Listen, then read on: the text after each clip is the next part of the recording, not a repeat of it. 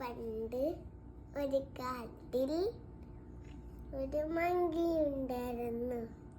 മരത്തിലായിരുന്നു താമസിച്ചിരുന്നത്. എൻ്റെ അടുത്ത് ഒരു കാർപ്പൻ്റെ മരത്തിൻ്റെ താഴെ മുറിക്കുന്നായിരുന്നു. ആയപ്പം ആ കാർപ്പൻ്ററിന്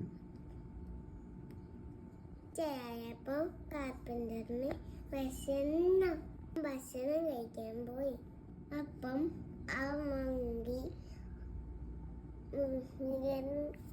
വികൃതിയായ മങ്കി ആ മുറിച്ചിട്ട മരത്ത് പോയിരുന്നു. മങ്കിയുടെ വാല് കുടുങ്ങിപ്പോയി. അയ്യോ, രക്ഷിക്കണേ രക്ഷിക്കണേ പറഞ്ഞ് മങ്കി വിളിച്ചു.